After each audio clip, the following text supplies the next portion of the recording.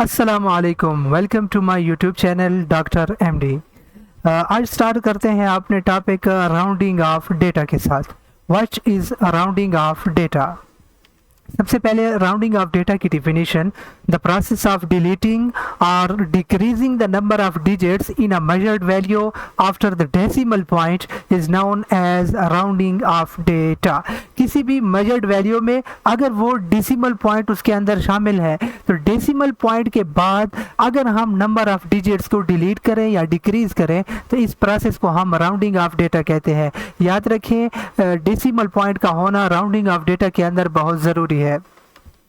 आप ये भी याद रखिए कि जिस डिजिट को हम ड्रॉप करना चाह रहे हैं, डिलीट करना चाह रहे हैं, उस डिजिट को हम ड्रॉपिंग डिजिट कहते हैं and the digit which is close to the dropping digit is called adjacent digit. हमारे पास इसके अंदर कुछ रूल्स यूज होते हैं ड्रॉपिंग या राउंडिंग ऑफ डेटा के अंदर, हम खुद ब खुद नहीं करते। तो सबसे पहला रूल कि when the dropping digit is less than 5 then after dropping the digit there will be no change in the adjacent digit.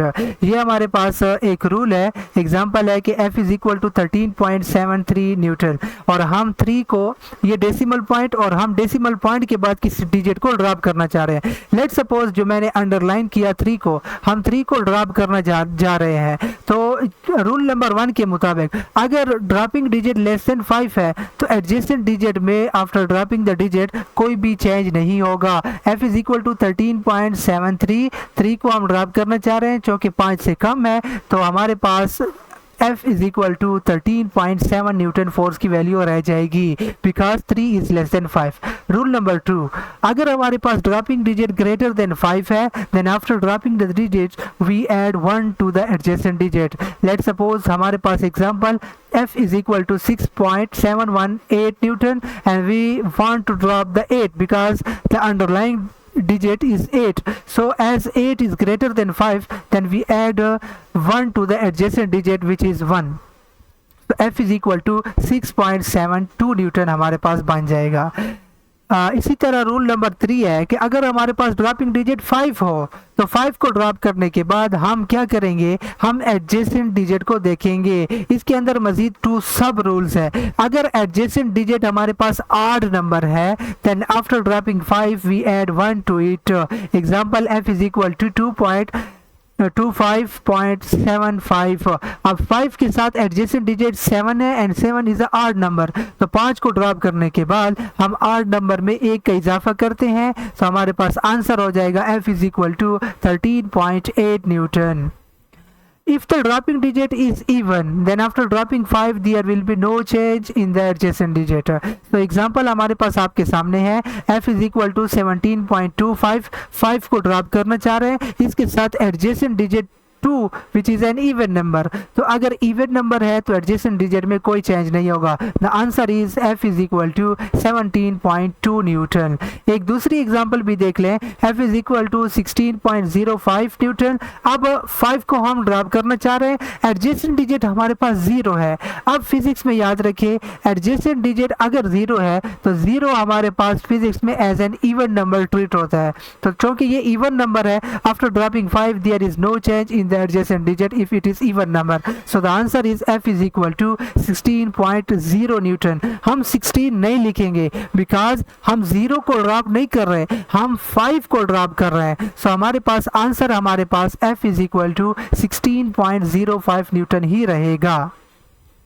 Similarly हमारे पास एक दूसरा रूल है कि when there are only zeros after the 5 and we want to drop 5 then we see the adjacent digit. अगर 5 के बाद सारे के सारे 0 है और 5 को हम ड्रॉप करना चाह रहे हैं तो हम एडजेसेंट डिजिट को देखेंगे। अगर एडजेसेंट डिजिट हमारे पास 8 नंबर है तो उसके अंदर 1 का इजाफा किया जाएगा। लेट सपोज एग्जांपल में w is equal to 48.3500 joule work है, उसकी कोई वैल्यू रैंडमली दी गई है 48.3500। 5 को ड्रॉप करना चाह रहे हैं, 5 के बाद सारे के सारे 0 है, तो after dropping 5 we see adjacent digit. अगर ये ऑड है तो इसके अंदर 1 का इजाफा करके हम 48.4 जूल आंसर बन जाएगा।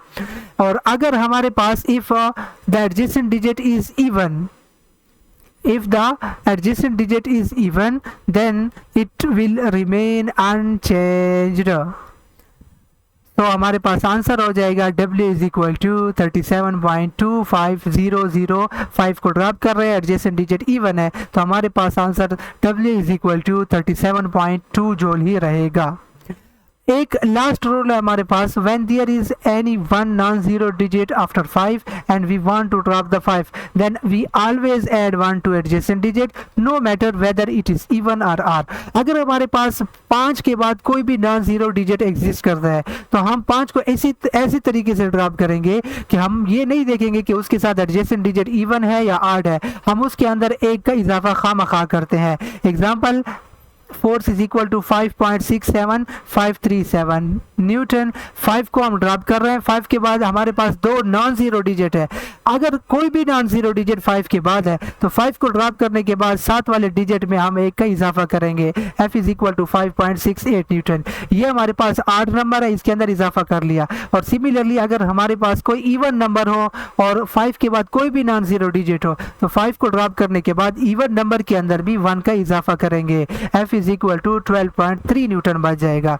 अब अगर ये ऊपर वाले कंडीशन में ऑड और इवन का फर्क करेंगे, लेकिन अगर 5 के बाद कोई भी नॉन जीरो डिजिट है तो हम कोई भी डिस्टिंग्विश नहीं करेंगे कि whether it is an even number और odd number, we always and always add 1 to it at the last, के जीरो को हम फिजिक्स में इवन नंबर ही ट्रीट करते हैं।